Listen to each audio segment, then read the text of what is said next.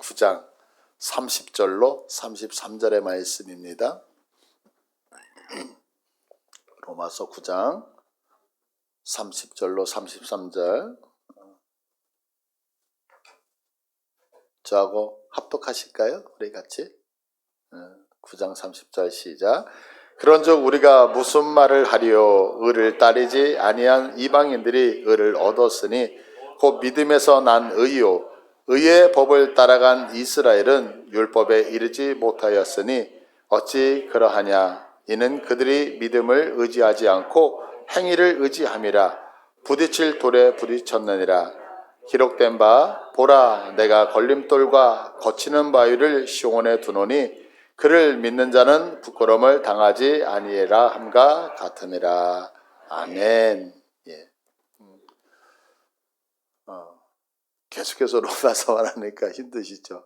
그래서 이런 생각을 해요. 이제 9장이 맞춰지거든요. 그래서 9장까지만 하고 다음 주에는 다른 성경 본문으로 말씀을 전하도록 하겠습니다. 이제 우리가 신앙생활을 하면서 가장 무서운 질병, 무서운 병이 있어요. 우리 성도들에게. 그게 뭐냐면 내가 스스로 무엇인가를 할 수 있다라고 생각을 하는 거거든요. 우리가 잘 알고 있는 그 철학자 중에 소크라테스 있잖아요. 소크라테스가 했던 유명한 말이죠. 내 자신을 알라라고 하는 말. 뭐 누구나 다 들어보셨을 것 같아요. 근데 이 말이 무슨 얘기냐면 내 자신을 알라라고 하는 이 말은 내 무지를 깨달으라. 너의 무지를, 너의 모름을 깨달으라라고 하는 그런 얘기거든요. 그러니까 무슨 얘기냐면 이 소크라테스는 인간 스스로 무엇인가를 안다고 생각하는 것이 모든 오류의 시작이라고 이야기를 해요. 그러니까 소크라테스는 철학이라고 하는 것은 우리 이성을 가지고 이 땅에 있는 모든 것들의 원인들을 분석하는 거잖아요. 근데 그가 얘기한 게 뭐냐면 인간이 왜 스스로 망하느냐, 인간에 왜 문제가 생기느냐, 그건 뭐냐면 인간 스스로 무엇인가를 내가 스스로 해낼 수 있다고 생각하는 것이 가장 큰 오류라고 이야기를 하는 거죠. 우리가 이제 예수님 당시에 그리고 종교 개혁을 거치잖아요. 그러면서 그 종교 개혁의 정신을 갖고 왔던 그 17세기가 있어요. 이 17세기의 신학자들은 상당히 중요한데요. 그 중에 존 오웬이라고 하는 분이 있거든요. 근데 이 존 오웬이라고 하는 분이 책 하나를 썼는데 그 책의 이름이 뭐냐면 죄 이기기예요. 죄를 이기는 거. 죄 이기기. 근데 이 죄를 이긴다는 이 책에 무슨 얘기가 있냐면 인간 스스로 죄를 이기려고 하는 그 시도는 검둥이의 피부를 이렇게 표현해서 죄송해요. 흑인, 검둥이의 피부를 스스로 씻어서 하얗게 만들려고 하는 것과 동일하다 이런 얘기를 해요. 그럼 생각해 보세요. 우리가 흑인이 있는데 그 흑인이 자기의 피부를 비누로 닦고 몸을 씻는다 그래서 하얀색으로 변하나요? 안 변하잖아요. 그거와 같이 지금 검둥이의 피부를 씻어서 하얗게 될 수 없는 것 같이 우리 인간 스스로 죄를 이기려고 하는 것은 불가능하다라고 지금 존 오웬은 선포를 하고 있어요. 근데 사실 이것은 누구의 이야기가 아니라 우리가 성경을 읽을 때 조금만 생각을 하면서 읽으면은 인간 스스로 아무것도 할 수 없는 존재라고 하는 것을 우리가 금방 알 수 있는 거예요. 왜냐하면 하나님이 인간을 만드셨잖아요. 근데 인간을 만드셨던 창세기 2장 7절을 한번 볼까요? 2장 7절을 보시면 여호와 하나님의 땅의 흙으로 사람을 지고 그 생기를 흙코에 불어넣으시니 사람이 생명이 되어졌다. 이 본문을 보면 세 가지 아주 중요한 단어가 나와요. 하나가 뭐냐면 땅의 흙으로, 그리고 생기, 그리고 생명이 되어졌다 이 얘기예요. 그런데 이제 우리의 성경으로 여호와 하나님이 땅의 흙으로라고 할 때 이 흙이라고 하는 얘기를 하니까 마치 우리가 탁 머릿속에 스쳐 지나가는 것이 뭐냐면 우리 그 옛날 공작 시간에 이렇게 뭐 진흙으로 뭐를 만들잖아요. 그래서 진흙 이런 거를 생각을 한다고요. 아니면 뭐 이렇게 좋은 땅이 있을 때 한사 퍼가지고 이렇게 만든 그 진흙을 가지고 하나님이 우리의 형상을 만들었을 것 이렇게 생각을 해요. 그런데 사실은 이 성경에서 저 흙이라고 하는 단어가 뭐냐면 아파르라고 하는 단어인데 이게 뭐냐면 티끌, 먼지라고 하는 거예요. 한번 생각해 보세요. 우리 지금 이렇게 예배당에 있는데 태양이 들어오잖아요, 빛으로. 그래서 바닥을 막 쓸면 먼지가 막 올라가요. 그러면 그 먼지는 모양이 있나요? 모양이 없어요. 형태도 없어요. 그리고 그것은 무엇을 할 수 있는 것도 아니죠. 근데 바로 땅의 흙이라고 하는 얘기는 뭐냐? 그 먼지를 얘기를 하는 거예요. 그러니까 하나님이 우리를 만드셨을 때 어떤 진흙이나 이런 걸 만드신 게 아니라 이렇게 별 볼 일 없는 땅의 흙으로 먼지로 우리를 지으셨다라고 얘기를 하고 있는 거예요. 그러니까 사람이 살아가는데 그 사람이 어떻게 생존하냐, 인간 스스로 뭔가를 하는 게 아니라 별 볼 일 없는 그 먼지였는데 하나님이 뭐 하셔요? 하나님의 숨이신 해 불어넣으시는 거야, 그 코에. 그랬더니 그 존재가 별 볼 일 없는 존재가 무엇이 되어졌더라? 생명이 살아있는 존재가 되어졌다, 이렇게 얘기를 하는 거거든요. 그러니까 사람이 존재하는 이유는 우리 인간이 무엇인가를 해낼 수 있었기 때문이다 라고 성경은 말하지 않죠. 우리는 별 볼 일 없지만 거기에 무엇이 들어왔기 때문에, 하나님의 호흡, 하나님의 생명이 들어왔기 때문에 오늘 우리가 이렇게 존재하고 있다라고 성경은 말씀하고 있는 거예요. 그러니까 이 얘기는 뭐냐면 거꾸로 이렇게 얘기하는 거죠. 내가 무엇인가를 할 수 있어. 하나님 없이도 내가 무언가를 할 수 있다라고 하는 것은 창조주 하나님에 대해서 정면으로 부정하는 사건이 되어진다라고 말하고 있는 거죠. 근데 오늘 이제 본문을 봐보세요. 9장 31절, 32절을 보시면 의의 법을 따라간 이스라엘은 율법에 이르지 못했다 그래요. 즉 이스라엘 어디를 가지 못해요? 율법에 이르지 못해요. 그런데 율법에 이르지 못한 그 이유가 무엇이냐라고 했을 때 32절에 보니까 어찌 그리하냐? 이는 그들이 믿음을 의지하지 않고 무엇을 의지했기 때문이라고요? 행위를, 내가 무엇인가를 할 수 있다라고 하는 내 자신의 힘을 의지했기 때문에 아무것도 이루지 못했다라고 얘기를 하는 거예요. 자, 그러면 행위를 의지하는 이유가 뭐냐면 내가 먼지 같은 존재라고 하는 것을 인정하지 않는 거죠. 나는 스스로 내가 수고하고 내가 노력한 무엇인가 할 수 있다라고 생각하는 거예요. 이제 제가 그 믿지 않는 가난한 성도들, 그러니까 교회 안 다니는 성도들 있잖아요. 이분들이 예수님을 믿어. 근데 이분들이 이런 얘기를 가끔가다 할 때가 있어요. 내가 마음을 안 먹어서 그렇지 마음만 먹으면 마음만 먹으면 잘할 거라고 생각해요. 근데 여러분 생각해 보세요. 우리가 신앙생활하면서 마음을 안 드셨기 때문에 신앙생활이 잘 안 되는 거죠, 지금? 마음만 먹으면 잘하실 수 있죠? 그 마음을 안 먹어서 그렇지 뭐 마음만 먹으면 그까이까 뭐 새벽에 매일 나와서 기도할 수 있고. 아니요, 우리가 마음을 먹어도 안 된단 말이에요. 그 얘기는 뭐냐면 우리 스스로 우리가 행위를 통해서 아무것도 할 수 없다라고 하는 거죠. 그런데 지금 이들 유대인들은 율법을 구원의 조건으로 여겼어요. 그 얘기는 뭐냐면 내가 이 법을 지키기만 하면 구원을 받는다. 내가 법을 지키기만 하면 하나님의 복을 받는다. 법을 지키기만 하면 은혜를 다 받아낼 수 있다라고 생각하는 거예요. 근데 이건 여러분 착각이라는 것을 믿으십니까? 자, 그러면 왜 그러냐면 하나님은 우리에게 율법을 구원받으라고 주신 것이 아니기 때문에 그렇다는 거예요. 자, 출애굽기 19장을 한번 봐보세요. 19장 5절, 6절 이 말씀이 이제 시내산 언약이라고 하는 법이거든요.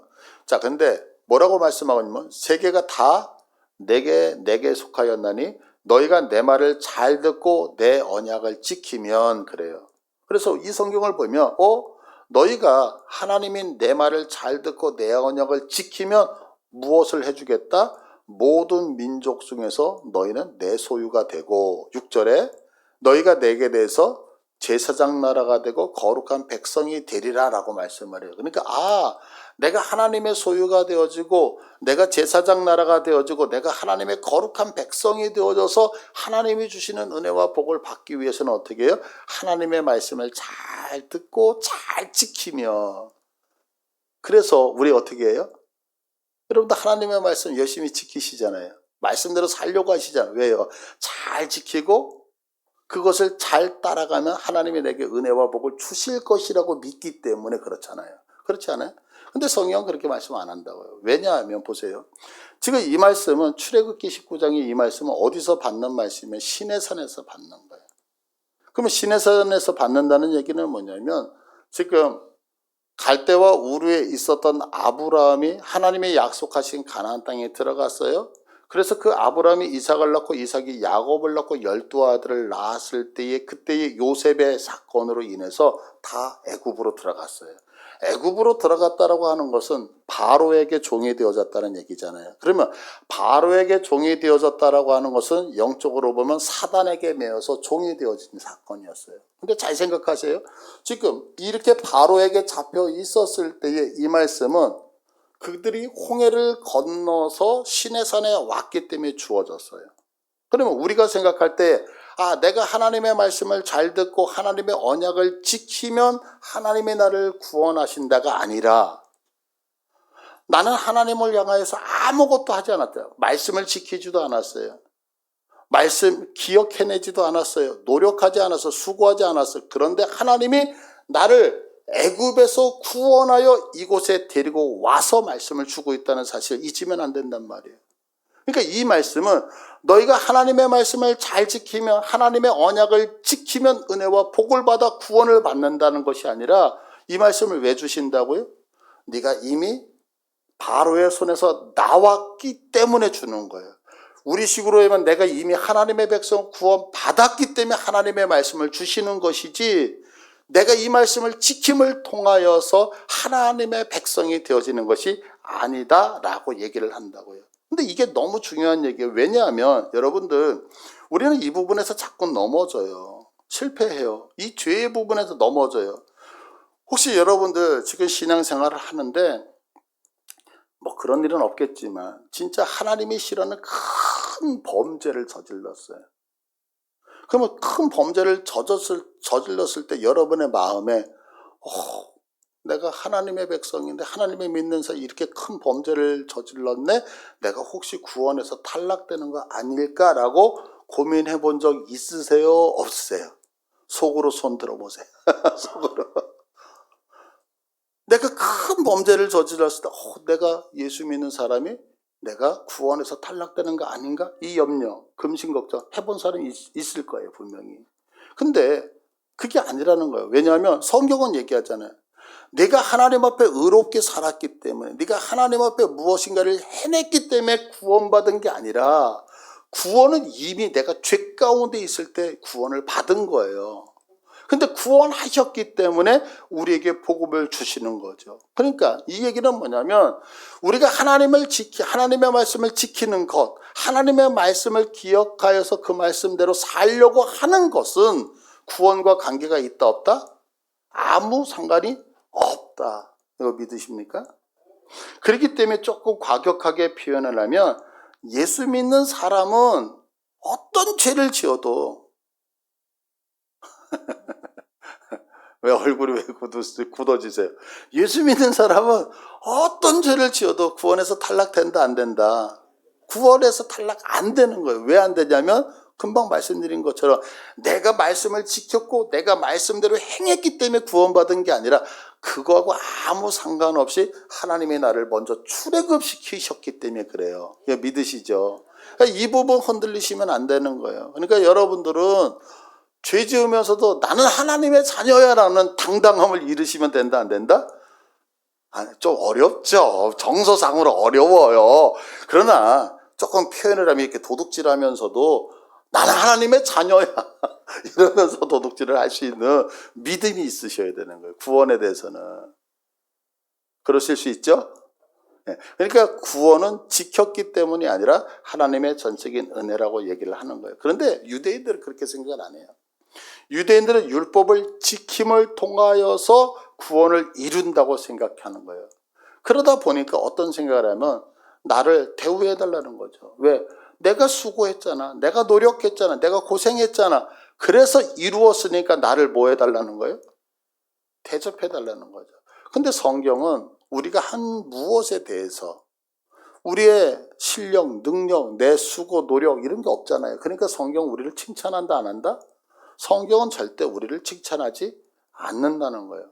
그러다 보니까 오늘 본문 9장 33절을 봐보세요. 9장 33절에 기록된 바 보라 내가 걸림돌과 거치는 바위를 시온에 두노니 그를 믿는 자는 부끄러움을 당하지 아니하리라 함과 같으나. 여기서 이제 걸림돌은 뭐냐면 이게 도로에 보면 돌뿌리 같은 게 이렇게 나와 있는 거 있잖아요. 그러면 사람이 가다가 걸려서 넘어지잖아요. 그래서 그런 걸림돌, 그 다음에 거치는 바위라고 하는 것은 뭐냐면 이거 이제 숲 같은 데 보면 이렇게 딱 밟으면, 짐승이 밟으면 이렇게 올가미 같은 게 탁 나와가지고 낚아채는 덫 있잖아, 덫. 그 얘기를 하는 거거든요. 근데 이게 지금 시온에 드는 거예요. 시온에. 그럼 이게 무슨 말이냐면, 자신들의 실력으로 무엇인가를 할 수 있다고 여기며 가는 그 유대인들에게 예수님은 뭐가 돼요? 예수님은 걸림돌이 되는 거예요.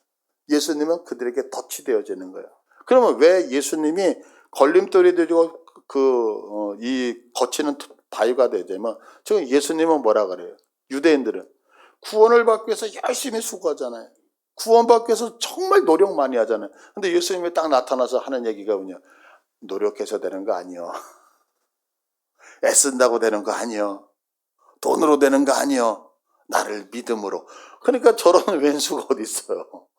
그죠? 그래서 유대인들에게는 그 예수님이 뭐야? 자기들이 하는 일의 방해꾼이 되어지더라라고 오늘 성경이 말씀하고 있는 거죠. 그러니까 결국에는 내가 했던 것들에 대해서 인정받지 못하는 거죠. 그 수고에 대해서 인정해 주지 않으니까 예수님이 장애물이 되고 덫이 되어졌다고 얘기를 하는 거거든요.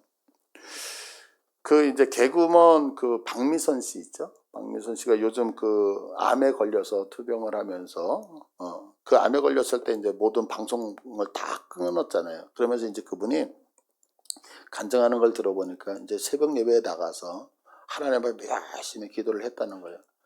그래서 기도했던 내용이 뭐냐면, 하나님, 나 진짜 지금까지 쉬지 않고 열심히 일했는데, 하나님, 나 진짜 열심히 하나님 믿고, 그러면서 이분이 예전에 제가 집사님 때 한번 뵀거든요. 근데 열심히 진짜 복음을 전하고 다니잖아요. 그러니까 하나님, 나 열심히 하나님 믿고 전도하면서 생활을 했는데, 그리고 자기가 스스로 생각해 보니까 특별하게 누군가에게 나쁜 짓을 했던 적이 없는 것 같다는 거예요. 하나님, 나 이렇게 죄 지은 것 같지 않은데, 근데 하나님, 내가 뭘 그렇게 잘못했길래 나에게 이런 암이라고 하는 병이 걸렸죠? 라고 하나님 앞에 울면서 기도를 했다는 거예요.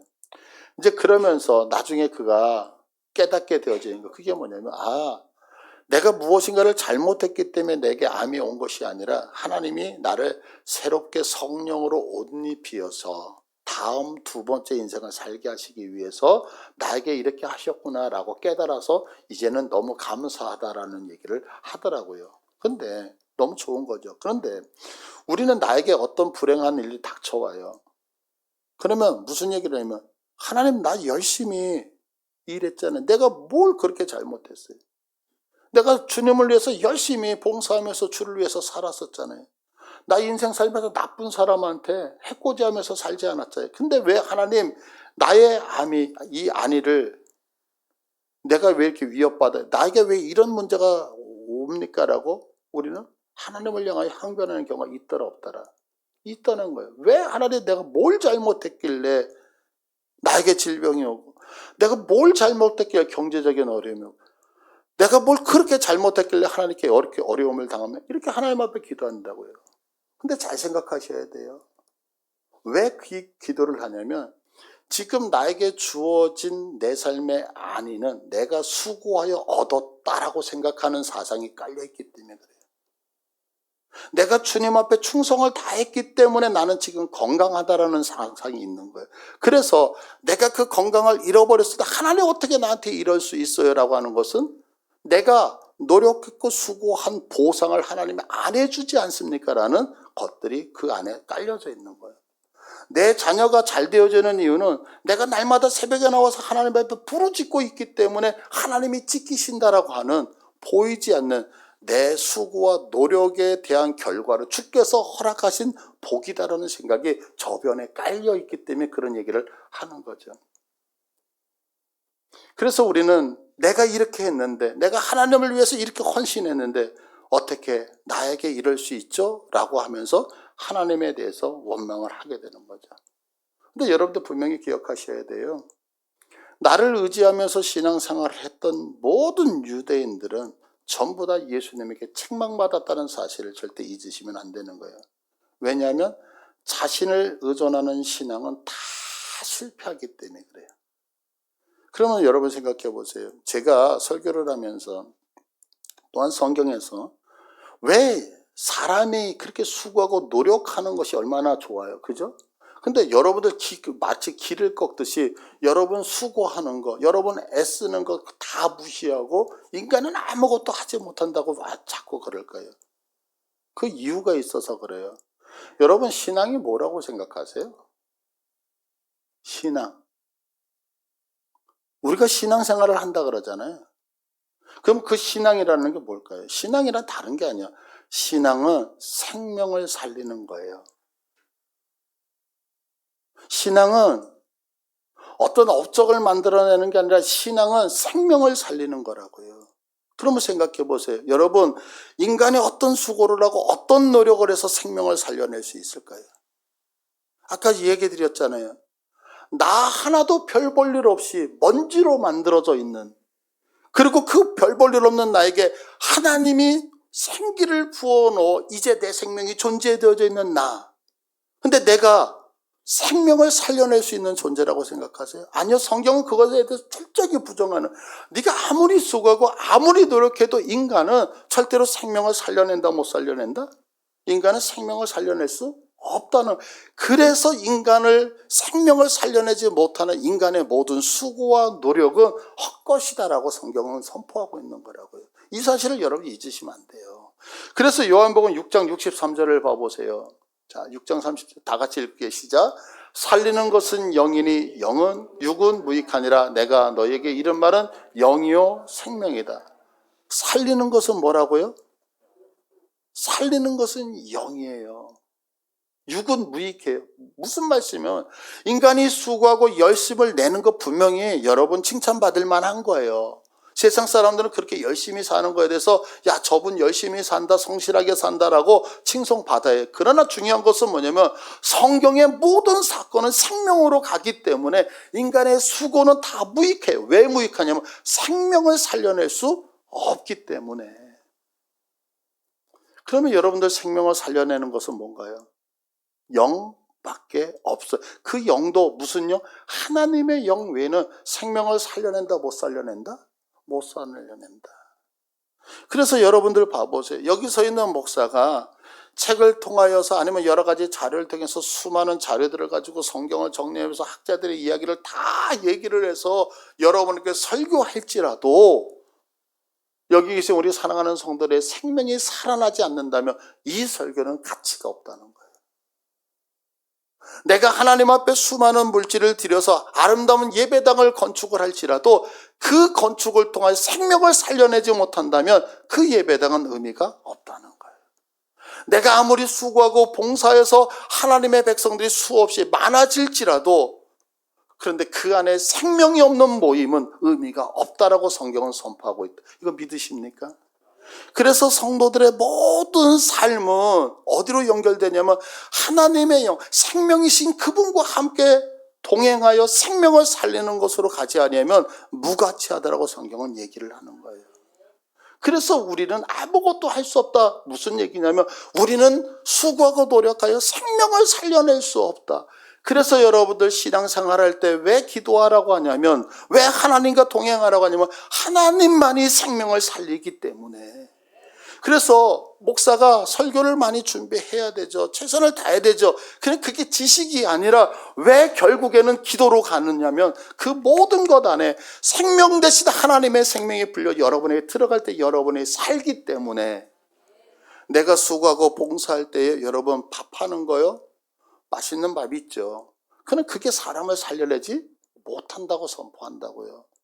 그러나 그 안에 하나님이 함께 하셔서 그 쌀 하나하나 반찬 하나하나에 하나님의 영이 임하셔서 사랑이 우리에게 들어올 때 그 밥을 먹고 우리가 6분 만에 영이 살기 때문에 밥할 때도 뭐가 필요한 거예요?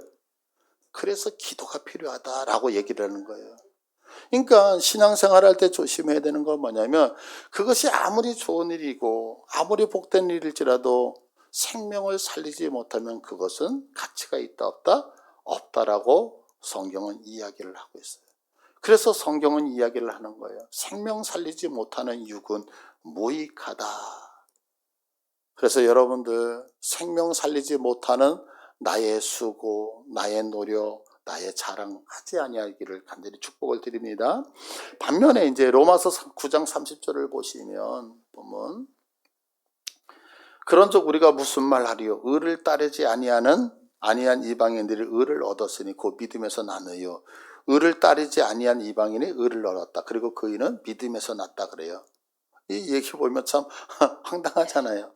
이방인들은, 아까 유대인들은 그렇게 수고하고 그렇게 했었는데도 안 돼. 하나님 앞에 책망받잖아요. 근데 여기는 보니까 이방인들은 자기가 의를 구하지도 않아. 하나님의 말씀, 법을 지키려고 수고하고 애쓰지도 않았어. 그런데 하나님은 그들을 뭐라 그러면 의인이다라고 얘기를 해요. 그러면 여기서 의라고 하는 것은 뭐냐면 관계의 정상화라고 하는 거예요.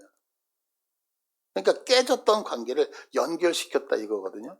근데 이 말씀을 로마서 5장 8절에 이렇게 말씀하셔요. 어떻게 말씀하냐면 우리가 아직 뭐였을 때? 죄인이었을 때. 그러면 그 얘기는 뭐냐면 아까 말씀드렸던 하나님에 대해서 내가 고민하지도 않고 하나님을 위해서 살겠다고 생각하지도 않고 주님을 기억하고 노력하고 아무것도 하지 않았을 때에 그리스도께서 나를 위하여 죽으심으로 하나님께서 우리에 대한 자기의 사랑을 뭐 하셨다? 확증하신 거예요. 완료로 끝난 거예요. 내 수고 때문에 구원이 이루어지는 게 아니라 내 수고 때문에 하나님이 나를 택한 게 아니라 아무 상관없이 그냥 하나님의 절대 주권에 의해서 나를 택하셨다. 아멘. 그래서 우리는 은혜다라고 얘기를 하는 거죠. 그래서 구원은 내가 수고하고 노력해서가 아니라 하나님의 일방적인 열심에 의해서 만들어진 결과라는 거예요. 믿으시죠? 자, 이제 그러면 한 가지 이제 의문점이 생겨야 되는 거예요. 그러면 내가 수고 안 해도 구원이 오고 내가 노력하지 않아도 내가 천국에 갈 수 있다면 굳이 믿음 생활을 최선을 다해서 할 필요 있을까? 그렇지 않아요? 굳이 여러분들 이렇게 지금 경건하게 예배드릴 필요가 있을까요? 왜? 아까 뭐라 그랬어? 어떤 큰 죄를 지어도 우리 구원에서 탈락된다 안 한다? 안 되잖아요. 그러니까 뭐 마음껏 살아도 되잖아요. 이 의문이 우리에게 온단 말이에요. 그러니까 내 행위가 구원에 어떤 영향력도 끼칠 수 없다면 내가 굳이 하나님의 말씀을 지켜야 되나? 하나님의 뜻대로 살아야 되나? 라는 얘기가 나오죠. 그러면 이 질문이 왜 나오냐면 그거는 한 가지 단어를 오해하기 때문에 그래요. 그건 뭐냐? 자유라고 하는 단어를 오해하기 때문에 그런 거예요. 자, 그럼 이게 무슨 말이냐면, 자, 우리는 자유 그러면 딱 들어보세요. 자유. 그럼 어떤 느낌이 오세요? 자유. 내가 하고 싶은 거 마음대로 한다. 이런 생각이 딱 들잖아요. 근데 자유는 그런 의미가 아니에요. 자, 요한복음 8장 32절을 볼게요. 요한복음 8장 다 같이 읽으게 시작. 진리를 알지니 진리가 너희를 자유하게 하리라. 예, 단어 쉽잖아요. 진리가 두 번 나와요. 진리를 알지니 진리가 너희를 자유롭게 하리라. 그러면 여기서 진리라고 하는 말이 뭐냐면 이 진리라는 게 알레데이아라고 하는 단어거든요. 이게 두 가지 합성어예요. 하나는 아라고 하는 얘기는 아니다 이런 얘기예요. 아니다. 그 다음에 또 하나는 란다노인데 이거는 숨기다예요. 그러니까 두 개, 아와 란다노라는 단어가 두 개니까 숨기는 것이 아니다 이런 뜻을 갖고 있어요. 그러니까 진리는 뭐냐면 진리는 숨기는 게 아니에요. 그러면 이걸 의역하면 진리는 뭐를 진리라고 하냐면 감추어져 있는 것을 들추어내는 것을 진리다라고 얘기를 하는 거예요. 자, 진리가 뭐라고요? 감추어져 있는 것을 들추어내는 것. 들추어내는 게 진리예요. 자, 그리고 여기서 자유롭게 하다라고 하는 것은 그러면 자유롭게 했을 때 옛날에 제가 이런 얘기 했었잖아요. 옛날 이렇게 우리 종들이 있을 때, 머슴이 있을 때, 예, 개똥아, 예, 마님 부르셨어요. 내일 아침에 서울 좀 다녀와야겠다. 예, 그래가지고 그 다음날 이제 개똥이를 찾는 거야. 개똥아, 그랬더니 없어. 그래도 밤늦게 개똥아, 그러니까 개똥이 와. 너 어디 갔다 왔냐니까, 예, 서울 다녀왔습니다. 왜 갔다 왔냐니까, 어제 서울 다녀오라 그랬잖아요. 말이 안 되는 거죠. 서울 갔다 오라는 얘기에는 목적지가 있다는 거예요. 목적지가. 그죠? 자, 그러면 자유롭게 된다면 무엇에서 자유롭게 됐느냐라고 하는 이유가 있어야 되잖아요. 그러면 이 단어는 어떤 거냐면 옛날에는 노예제도가 있었잖아요. 그죠? 그래서 그 노예들이 주인의 손에서 자유롭게 되어서 자유민이 되어질 때 쓰는 단어가 이거예요. 그러니까 이 얘기는 뭐냐면 자유하게 된다는 얘기는 뭐냐면 나를 속박하고 있던 권세가 있었는데 그 권세에서 내가 해방되어졌다는 얘기가 자유롭게 되어졌다는 얘기예요. 그러면 아까 진리는 뭐예요? 감추어진 것이 들추어지는 것이 진리라고 했죠? 그러면 그 진리와 자유케 되어진다는 것을 해석을 다시 해서 우리가 의역을 하면 뭐냐면 숨겨진 실체를 들추어내면 그 숨겨진 실체가 너를 옥죄고 있었는데 그 옥죄고 있던 곳에서 너희를 자유케 해방시켜 주더라, 이 얘기를 하고 있는 거예요. 이해되시겠어요? 그러니까 우리에게 자유가 임하면 덮여져 있었던 것이 벗겨지는 거예요. 그런데 그 벗겨진 것을 보면은 지금까지는 덮여져 있으니까 내가 그 실체를 알아요, 몰라요? 몰라요. 근데 진리가 와서 벗겨지니까 아, 내 형편이 이랬었구나, 이걸 알게 되어지는 거예요.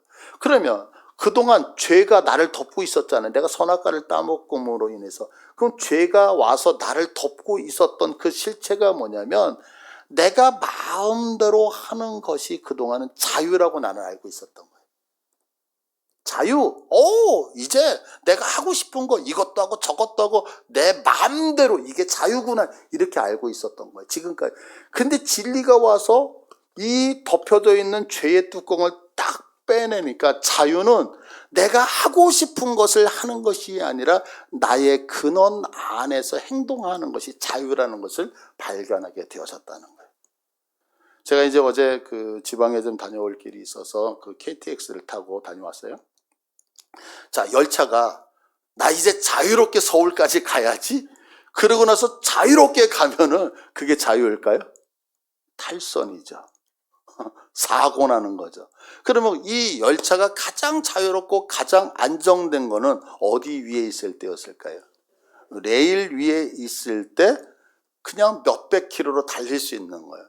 이 열차에게서 레일은 억압이 아니라 자유였다는 거죠. 동일하다는 거예요. 인간은 쓸모없는 먼지였잖아요. 근데 그 코에 생기를 불어넣어서 하나님이 존재하게 하셨어요. 생명이 되게 하셨어요. 그러니까 인간은 언제 제일 자유로우냐면 나의 근원 대신 하나님의 호흡 가운데 내가 들어갈 때에 나는 완벽한 자유를 누리게 되어지는 거예요. 이 얘기는 무슨 얘기냐면 우리 어린아이들을 보면, 자, 어린아이들이 언제 가장 해맑고 언제 자유롭게 행동하죠? 엄마와 아빠가 보호하는 울타리. 근데 그 울타리 안에 누군가가 탁 들어가면 얼잖아요. 왜 그럴까요? 그게 참된 자유를 누리지 못하게 하는 거기 때문에 그렇죠. 근데 우리는 그동안 이걸 몰랐던 거예요. 왜? 죄가 덮어서 가렸어요. 가리니까 내가 하고 싶은 모든 것 하는 게 자유라고 생각했는데 진리가 와서 나를 덮고 있던 죄가 딱 벗겨나니까 참된 자유가, 자유롭게 하는 것이 보이더라고요. 근데 그 자유는 내가 하나님 안에서 누리는 삶이 자유라고 하는 것을 발견하게 되어다라는 거죠. 그래서 진리가 벗겨지고 나니까 아, 이게 하나님 안에 있는 것이 진짜 자유구나. 그래서 진리 안에 들어오는 사람은 나를 덮고 있는 게 벗겨지기 때문에 방종으로 간다, 아니면 하나님 품 안으로 점점 더 들어온다? 하나님의 품 안으로 들어오게 되어지는 거예요. 자, 생각해 보세요. 여러분들, 제가 자녀를 키우잖아요. 자녀를 키울 때 아빠 용돈 줘. 그래, 용돈. 이것도 주고 저것도 주고 해달라는 걸 다 해줘요. 그럼 애들은 무슨 생각을 하냐면 우리 아빠가 이렇게 저렇게 하면서 나한테 돈 주는 사람이네, 함부로 할 수 있죠. 근데 그 아이들이 이제 성장을 해서 깨우치는 거, 철이 들기 시작하면 아빠가 나한테 이렇게 해주고 저렇게 해주는 것은 아빠가 나를 사랑하는 것이라는 사실을 깨달으면 아빠는 나한테 모든 거 다 해주니까 방종으로 올라갈까요? 주의 그 아버지의 사랑의 품으로 들어올까요? 사랑의 품으로 들어온다라고 하는 사실. 어제 이제 그 김 누구 선교사님의 간증을 잠깐 들었어요. 그런데 이제 이분이 이런 얘기를 하더라고요. 이제 여기 검호동에 가면 그 이렇게 모퉁이에 통닭집이 하나 있어요. 옛날 통닭. 그래서 이제 이렇게 치킨 이렇게 그 저기 뭐죠? 기름에다가 닭 요런 거를 통째로 넣어서 튀겨가지고 이렇게 흰 봉지에다 이렇게 넣어줘요. 그리고 검은 비닐 봉지에도 줘요. 근데 저는 이제 그거를 이제 아주 오래전에 샀는데 거기에 이렇게 보면 비닐봉지라면 그 흰 봉지에 그 기름 튀긴 그 튀김 이게 기름이 번지잖아요. 그걸 보면 옛날에 아버지 생각이 나는 거예요. 뭐냐면 제가 어렸을 때 그게 흰봉투였는지 신문지였는지 기억을 못하지만 하여간 그런 통닭을 사갖고 오면 이렇게 신문지 같은데 기름이 배가지고 그러면서 소금 찍어서 맛있게 먹었던 그런 기억이 나는 거예요.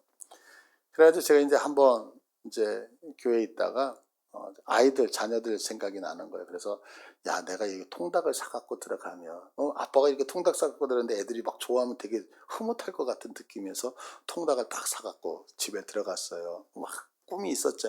와, 아빠를 막 안고 우리 아빠처럼 뭐 이런 딱 가서 딱 펼쳐놨더니 아빠 배불러요. 그러고서 지방들로 다 들어가는데 제가 얼마나 상처가 됐는지 그 다음날 통닭 안 잡고 들어가거든요. 근데 그 얘기를 이제 이분도 하시는 거예요. 그 무슨 얘기를 하냐면 자기가 너무너무 사역을 하기 힘들다라는 거예요. 지치다라는 거예요. 근데 아이들이 어떻게 하면 기뻐할까 생각하다가 통닭을 사갖고 들어가면 애들이 참 기뻐하겠다 이런 생각이 들어가지고 이제 통닭을 사가지고 들어갔더니 애들이 와 아빠다 그러더니 아빠는 보는 둥만 손에 있는 걸 탁 다 꺼채더니 쫙 펼쳐 막 치킨이다 이러면서 막 먹더라는 거예요. 근데 이 선교사님이 이런 얘기를 하는 거예요. 나도 저럴 때가 있었는데 그러면서 그분이 하시는 얘기가 이 얘기를 하는 거예요. 나도 어렸을 때는 아빠가 보이지 않고 치킨이 보였는데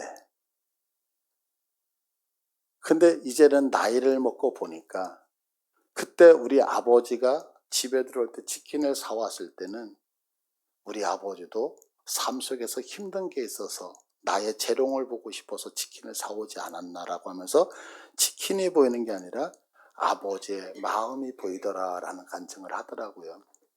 근데 그 마음이 되게 공감이 되어졌어요. 왜냐면 저도 아버지를 보면서 자녀가 기뻐하는 모습을 보고 싶어서 치킨을 사갖고 갔던 건데 저희 아버지도 저를 위해서 저희 자녀들을 위해서 우리 자녀들이 이랬으면 하면 그런 마음으로 사오지 않았는가. 그러니까 그 마음을 깨닫고 나니까 어떻게 돼요? 아버지가 싫은 게 아니라 아버지 앞에 다가가기 시작하더라는 거죠. 왜 그럴까요? 올바르게 아니까. 우리가 하나님의 사랑을 제대로 깨닫지 못할 때는 내가 마음대로 하는 게 자유라고 생각하지만요.